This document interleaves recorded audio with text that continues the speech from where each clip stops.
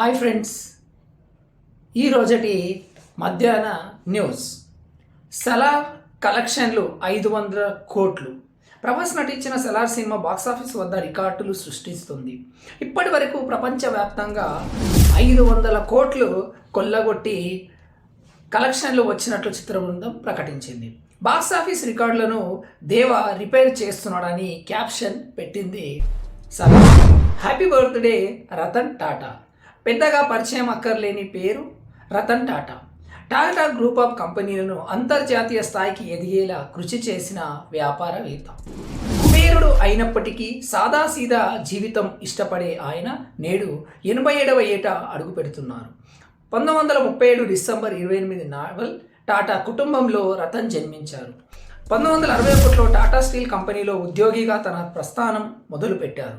తర్వాత అంచెలంచెలుగా ఎదిగి టాటా సామ్రాజ్యాన్ని ప్రపంచవ్యాప్తంగా విస్తరించారు మన రతన్ టాటా.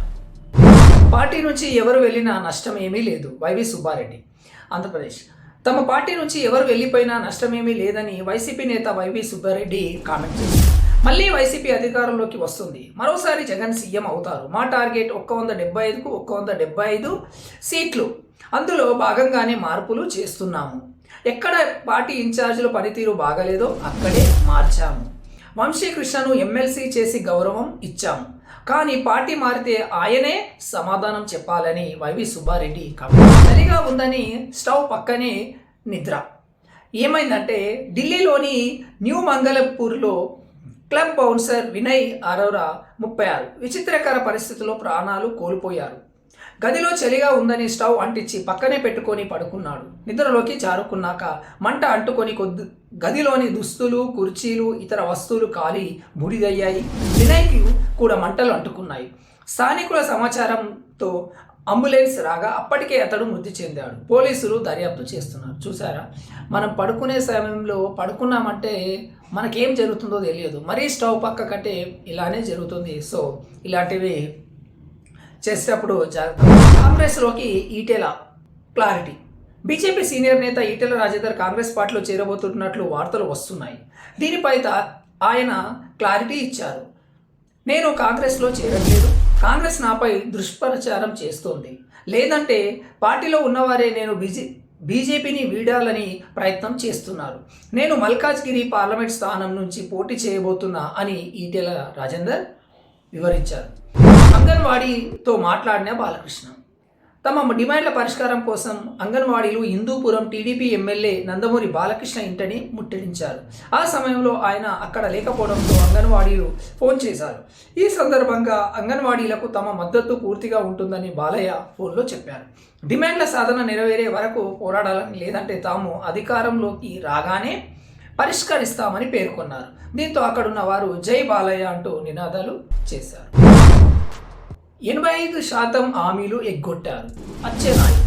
సీఎం జగన్ ఎన్నికల హామీలను నెరవేర్చడంలో విఫలం అయ్యారని అచ్చెన్నాయుడు విమర్శించారు. 99% హామీలు అమలు చేశానని జగన్ అబద్ధం చెప్తున్నారు. 730 హామీ 109 మాత్రమే అమలు చేశారు. 85% హామీలు ఎగ్గొట్టారు. 4.5 ఏళ్లలో 10 లక్షల కోట్ల అప్పులు చేశారు.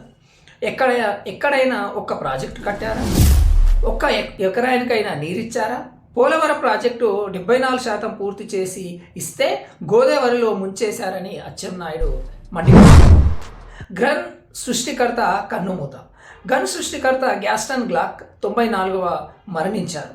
ఆస్ట్రియాకు చెందిన గ్లాక్ కొన్నాళ్ళుగా అనారోగ్యంతో బాధపడుతూ పరిస్థితి విషమించి కన్నుమూశారు. ఆయనకు భార్య, కుమార్తె, 2 కుమారులు ఉన్నారు. కాగా హ్యాండ్ గన్ ప్రపంచంలోనే అత్యధికంగా అమ్ముడుపోతున్న తుపాకుల్లో ఒకటి. ఈ వెపన్ను పోలీసులు, మిలిటరీ, నేరస్తులు ఎక్కువగా వినియోగిస్తున్నారు. తుపాకీని 1979లో కనిపెట్టి 1982 నుంచి వాడుకలోకి తీసుకొస్తున్నట్లు వచ్చినట్టు సమాచారం. బస్సుపై danger stunts. Sajjanar counselling. Social మీడియాలో వైరల్ కావాలనే ఉద్దేశంతో సంగారెడ్డికి చెందిన తేజ అనే యువకుడు రన్నింగ్ బస్పై ప్రమాదకరంగా స్టంట్స్ చేశారు. ఆ వీడియోను సోషల్ మీడియాలో పోస్టు చేయగా అది ఆర్టీసీ ఎండీ సజ్జనార్ దృష్టికి వెళ్ళింది. దీంతో ఆ యువకుడిని సజ్జనార్ స్వయంగా పిలిపించి కౌన్సిలింగ్ ఇచ్చారు. ఇలాంటి ప్రమాదకర వీడియోలు చేయవద్దని చెప్పారు. ఈ విషయాన్ని తేజ స్వయంగా వీడియో రూపంలో ఇన్స్టాలో కూడా చేరారు. ప్రపంచంలో వింత వింత మనుషులు కనిపిస్తుంటారు. వారు చేసే వింత పనులపై సైతం ఒకసారి ప్రపంచ స్థాయి గుర్తింపు తీసుకొస్తాయి. తాజాగా జర్మనీకి చెందిన అండ్రే ఒటాల్ఫ్ టమాటో సాస్తో గిన్నీస్ వరల్డ్ రికార్డ్స్లో చోటు సంపాదించుకున్నారు. అతడు కేవలం 55.21 సెకండ్లలో లీటర్ టమాటో సాస్ని తాగేసి ఈ రికార్డును సొంతం చేశారు. హైదరాబాద్కు చేరుకున్న అమిత్ షా. తెలంగాణ కేంద్ర మంత్రి అమిత్ షా హైదరాబాద్ చేరుకున్నారు. శంషాబాద్ ఎయిర్పోర్ట్లో ఆయనకు బీజేపీ రాష్ట్ర అధ్యక్షుడు కిషన్ రెడ్డి, ఇతర నేతలు బండి సంజయ్, లక్ష్మణ్, ఈటల రాజేందర్ ఘన స్వాగతం పలికారు. షా మొదట చార్మినార్ భాగ్యలక్ష్మి అమ్మవారిని దర్శించుకోనున్నారు. తర్వాత కొంగర్ కలాన్లో బీజేపీ నిర్వహిస్తున్న విస్తృత స్థాయి సమావేశానికి హాజరయ్యి రాబోయే లోక్సభ ఎన్నికల కోసము దిశానిర్దేశం చేయనున్నట్లు సమాచారం. ప్రజల అన్ని సమస్యలు పరిష్కరిస్తాం మంత్రి శ్రీధర్ బాబు. ఇది ప్రజాప్రభుత్వమని, ప్రజల సమస్యలన్నీ పరిష్కరిస్తామని మంత్రి శ్రీధర్ బాబు తెలిపారు.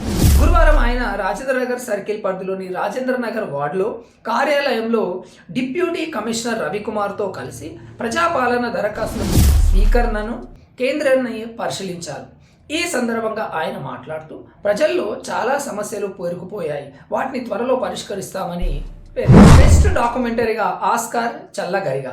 గేయ రచయిత చంద్రబోస్పై తెరకెక్కించిన డాక్యుమెంటరీ ఆస్కార్ చల్లగరిగా అరుదైన ఘనత సాధించింది. ఫ్రాన్స్కు వేదికగా జరుగుతున్న కేన్స్ వరల్డ్ ఫిల్మ్స్ ఫెస్టివల్లో డాక్యుమెంటరీగా విభాగంలో విన్నర్గా నిలిచింది. ఈ డాక్యుమెంటరీని ప్రముఖ జర్నలిస్ట్ చిలుకూరి సుశీల్రావు దర్శకత్వం వహిస్తూ నిర్మించారు.